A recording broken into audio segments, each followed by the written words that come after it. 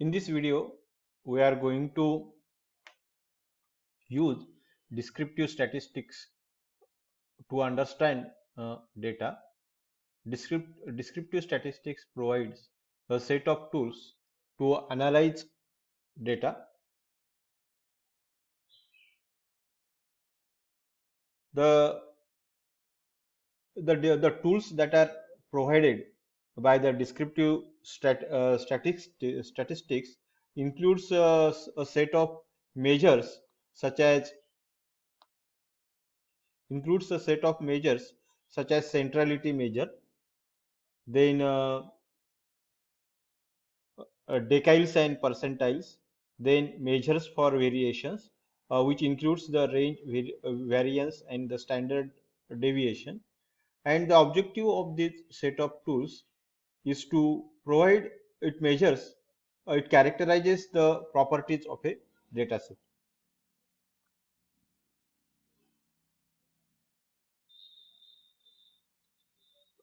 In the previous session, we have considered different types of data types, and in this session we are going to consider only two types of data, that is the structured and the cross sectional data. We are limiting our scope of data to the structured and the cross sectional data, and there is the third data type is also there, which is based upon the scale of measurement, and the types are numerical types, ordinal types, and the nominal types. The objective of this session is to review the most significant statistical concepts that are required to understand and analyze a dataset. Now, what I am going to do is that I am using one example of a dataset from the last year's students. This this table that I have shown here, this table that I have included in this slide is a sample of the marks that are scored in the course on machine learning by the previous batch. Here there are two columns are there. In the first, here there are two rows are there. In the first row, the data items are the unsorted data items, and in the second row, the data items are in the sorted fashion. I have arranged in the ascending order. The size of the this particular sample is 10, whereas the sample of my whereas the population size was 80. The marks of these subjects are out of 60. So this is the general information of this data set. Now the formula for the, I think from the subject of basic statistics, you may be aware that the formula for, there are three different types of measures for central tendencies are defined in the statistic. The first one is called as the mean, the second one is called as the median, and third one is called as the mode. The mean is nothing but addition, it is the average in which you calculate the addition of all the values of the data items and divide it by the size of the data set. So that is nothing but the average. The second measure, which is called as the median is calculated on a sorted data. The data set should be sorted one. You arrange the data set in the sorted one and find out the value that is present at the middle point. So that is nothing but the median. Then the third measure of the central tendency is the mode. Mode is nothing but the value which is occurring most frequently in the data set. So that is nothing but the mode. So these are the three different measures of the central tendency. Now the here I have shown you how it is to be how it is calculated, the mean, median and the mode. I have added all the individual data items. The addition of all these 10 data items is 228 divided by n, that is nothing but the 10, and the average comes around to be 22.8. The median, here there are 10 number, the size of the data set is the 10. So 1, 2, 3, 4, 5, 6, 7, 8, 9, 10. So to the size you need to add 1 and divide it by 2. It may comes around to be 5.5. So that's why you need to add the data items that are present at the fifth and sixth position. So this is 1, this is 2, this is 3, 4, 5, 6, 7, 8, 9 and 10. So the at the fifth and sixth position, the 15 and the 25th 25 are the value. You need to add those 25 plus 15 divided by 2, it comes around to be 40 divided by 2, which is nothing but the 20. So that is the way in which you can calculate the median. The mode is calculated as the value which is occurring highest number of times. See here, the value 15 occurs twice or 2 times, and rest of all values occurs only once. So that's why the mode for this data set is the 15. So for this sample data set, we have calculated mean, median and mode.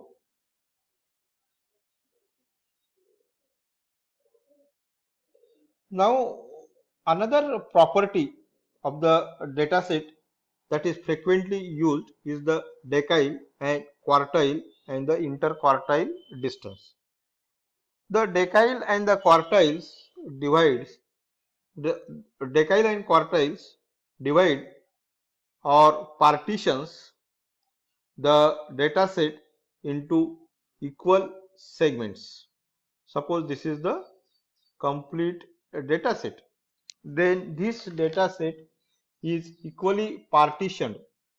Suppose that if you want to calculate the decile, this complete data set is partitioned or segmented into the 10 different segments: first segment, second segment, third segment, up to 10th segment. And the first segment, in the first segment, the 10% of the population resides. In the second decile, the 20% of the population resides. Similarly, on the seventh decile, 70% of the population is belongs to the up to the seventh decile. If you are calculating quartile, you divide the quartile is used to divide the complete data set into 4 parts: first, second, third and fourth. Here the 25th percent of the population resides in the first quartile. In the second quartile, 50th percent of the population reside. In the 75th quartile, in the third quartile, 75% of the population resides, and in the fourth quartile, 100% population resides. And in order to calculate the decile and the quartile, the data set must be ordered one or sorted one. Then and only then you can calculate the decile and quartile. Decile and quartile are not calculated on the unordered data set.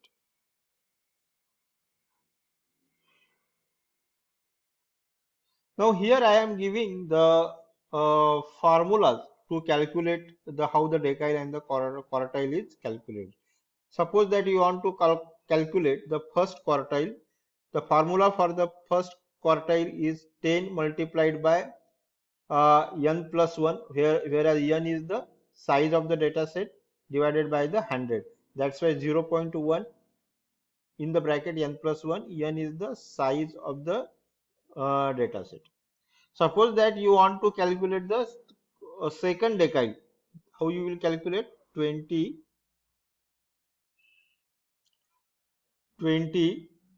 divided by 100 into n plus 1. Now, suppose that you want to calculate these are the formulas for calculating the decile. Now, suppose that you want to calculate the first quartile, that is the 25th percentile, or Q1. It is also known as the quartile 1 or the Q1. The formula to calculate the quartile 1 or Q1 is 25th divided by 100, which comes around 1/4, which is nothing but the 0.25, and n plus 1 is nothing but size. N stands for the size plus 1. If you want to calculate the third quartile, the formula for calculating the third quartile is 75 divided by 100, which comes around to be 0.75 multiplied by n plus 1. The interquartile distance is calculated like Q3 minus Q1. Here the Q3 stands for the third quartile, and minus Q1 stands for the first quartile. So the difference between the third quartile and the first quartile is known as interquartile distance. The interquartile distance, the purpose of interquartile distance is to find out whether the outliers are present in the data set or not. The outlier means that the values which are far away from the average, those values are called as the outliers. And the lower outlier is calculated like this: Q1. Q1 means here what? Q1 is first quartile minus 1.5 times IQD. IQD means what? Interquartile distance. That is the formula to find out whether the outlier is present in the lower portion of the data set. Similarly, if you want to find out whether the outlier is present in the upper part of the data set, you can use this formula, that is Q3. Q3 is here what? Q3 is nothing but third quartile, and plus 1.5 times IQD. Now what we will do is that we will use these equations and formulas on a sample data set. Now this is the sample data set we were using, and this is the sorted data set arranged in the ascending order. Now first objective is to find out the first decile. The formula for the first decile is 10 into n plus 1 divided by 100. Here the n is 10, and uh, 10 plus 11, 10 plus 1 is the 11. That's why 0.1 times 11, which comes around to be 1.1. Now the first decile is present at the 1.1 position, and in this is the first position, this is the second position, this is the third, this is the fourth, fifth, sixth, seventh, eighth, ninth, and 10th. So there in the first decile is present in the somewhere in between the 1 and 2, and that's why what we will do is that we will take the addition average of the values that are present at the first and the second position. What are the values that are present at the first and the second position? Are 5 and 10, and divided by 2 means we are taking the average. So it comes around to be 8 plus 5, 30. 13 divided by 5 is nothing but the 6.5 is the first decile. What does it indicates? That the 10% of the population has scored marks less than 6.5. See here, you can check it. 10% means how many students are there which are less than 6.5? Only one student is present, and 10% of the 10 is 1. So 10% of the population has scored less than 6.5% of the mark. That is the interpretation of first decade. Now let us calculate the first quartile or the 25th percentile. The first quartile is also known as 25th percentile or the quarter 1 Q1. How it is calculated? The formula for calculating the first quartile is 25th divided by 100 multiplied by n plus 1, which comes around to be 0.25 multiplied by n plus 1. Here the n plus 1 is what? 11. 0.25 multiplied by 11 comes around to be 2.75. Now the first quartile is present at the position what? 2.75th position, means that it is present in between the second and the third. So what are the values of the second and the third? Second and the third values are the 8 and 10. Now what we will do? We will take the average of 8 and 10. 10 plus 8, 18. 18 divided by 2 is nothing but the 9. Now the interpretation of first quartile can be interpreted like this in this context.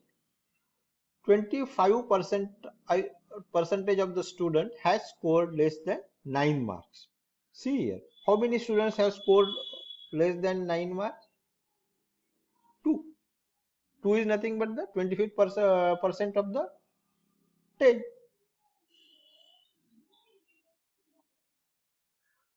Now let us calculate the third quartile.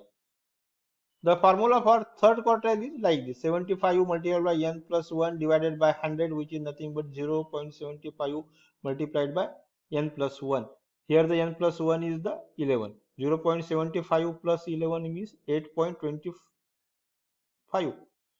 Hence, the third quartile is present at the position 8.25. So it is present somewhere in between 8 and 9. So what we will do that we will take the average of the values that are present at the 8th position and the 9th position.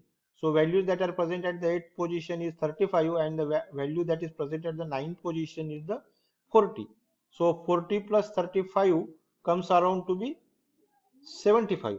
75 divided by 2 comes around to be 37.5. The interpretation of the third quartile in this context is like this: 75% of the population has scored less than 37.5 marks. How many students are scored less than 37.5?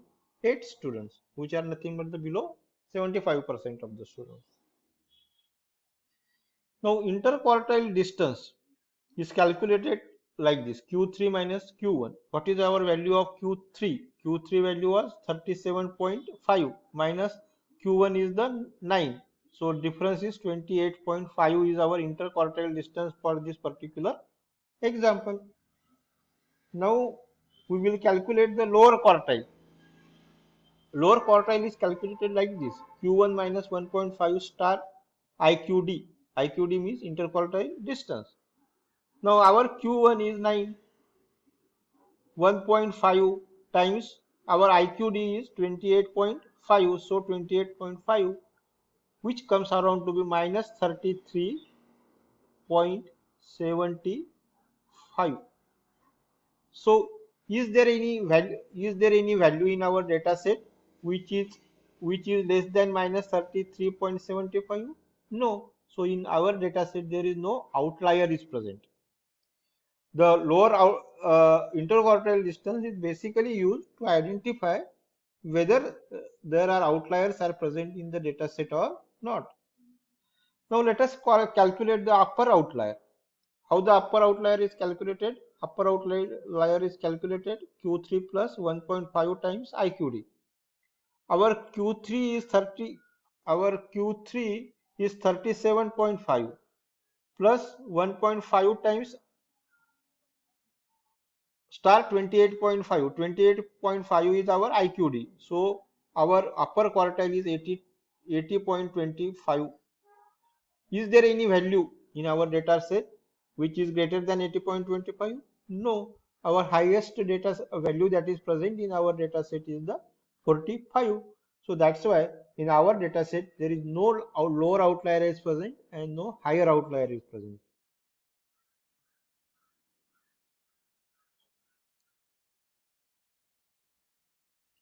Now the second measures that are commonly used in order to analyze the data set are the standard deviation and variance. The standard deviation and variance are the measures of how our data set is, what kinds of variations that are present in our data set, or how data set is our dispersed one. So for that purpose we are going to use the standard deviation and the variance. These are the formulas that you might have studied in the course on statistics, that is the variance and the standard deviation. So let us take one example to illustrate the meaning of the standard deviation and variance. Now this is our sorted data set, first, second up to 10th position. Now see here, in order to calculate the standard deviation and variance, we must know the value of average or mean. In for this example, the value of average or the mean is 22.8. Now the variance is nothing but the difference between individual data item and the average value. Our individual data items are nothing but like this 5, 8, 10, 15, 15, 25, 30, 35, 40 and 45. These are our individual data value. These are 22.8 is our average. So difference between the individual data items and average is nothing but our variance. So here what I did is that now this difference sometimes comes to be negative. So what we need to that, we want to make all the differences as the positive one. Now see why negative difference comes because we are subtracting 22.8 from the 5. That's why it comes negative, and all those differences must be positive. That's why we take it the square of the difference. So the square of the difference of between the individual value and the average are tabulated in this row. So 5 minus 22.8 to the square comes around to be 316.84. Like that I calculated for each and every individual value. Now in order to calculate the variance, what we need to do is that we need to add all these square of differences and divide it by the size of the population. That is nothing but the average value of the square of the differences between individual value and the average is nothing but our variance, which comes around to be 180.56. Now once you get this 180.56, so this the square root of the variance is nothing but our standard deviation. And here the square root of this is nothing but the 13.47. What this number signifies is that on an average, individual values are plus or minus away from our average value with 13.47. That is its significance. It tells us how much individual values are away or closer to the average value. Now, if you might have observed that the all the descriptive statistics that we have discussed so far here are like mean, median, mode. then interdeciles and the quartiles, then standard deviation and variance. All these you can calculate on numeric type of data only. But the third type of data, but there are other two types of data sets, data types are available according to the scales of measurements. Those are the ordinal one and the nominal one. In the ordinal data type, order is important, and nominal data type, order is not important. So what are the descriptive statistics that are used to characterize the categorical variable? Now, what I did here, that let us take the same example of our marks that are scored by the students in the machine learning course in the previous semesters. So these are the sorted marks. Now, for each and every student, what I did here is that I have written the category of that student and whether the gender of the student, whether the student is girl students or the boy students, and in which category the students belongs. Like the categories are OBC, general, SC, ST, those are the categories. Gender is the male and the female.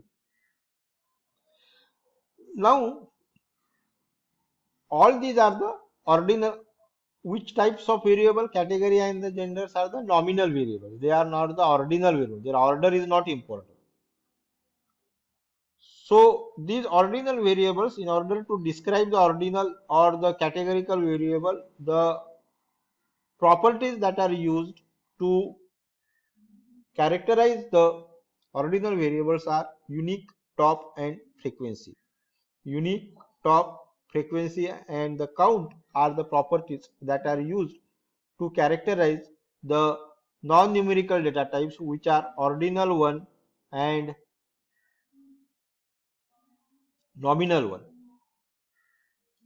Here the gender and the category are nominal type of data variables. Now for the gender, there are how many different types of values are there present? Male and female. So unique values are 2. In case of the category variable, that is this category variable, how many different types of values are present? OBC is 1, general is 2nd, SC is 3rd and ST is the 4th.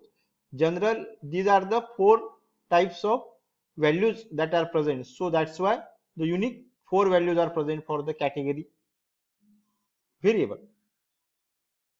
Now which is the top means that which is the value that is occurred most of the times or frequently. In case of the gender, if you see that male occurs 4 times, 1, 2, 3, 4, 5, 6. Male occurs 6 times and female occurs 4 times, 1, 2, 3 and 4. That's why top is our male for the gender. Now find out the for category, uh, general occurs most frequently. Here once, here 2, here 3, here 4. Whereas SC occurs 1 and 2 and OBC occurs 1, 2 and 3. So that's why the general is the topmost occurred value. That is nothing but 4 times it occurs in the data set. That is its frequency. In case of the gender, the frequency of the topmost occurring element value is the 6. And how many values are present? 10. In our data set, the size of the data set is 10. That's why gender and the categories count is the 10. So if you want to describe non-numerical data types like ordinal and the nominal, you are going to use the properties like unique, top, frequency and the count.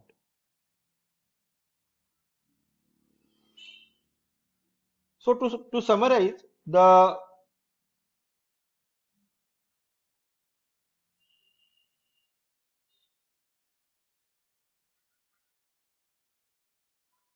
The numerical data types you can characterize with parameters like mean, then mode, then median, then IQR, the interquartile distance, decile, then quartile, standard deviation, and variance. These are the properties that are used to characterize the numerical type of data. Whereas the non-numerical type of data, which is nothing but the ordinal and the nominal one, is characterized with these four types: unique, top, frequency, and count. Thank you.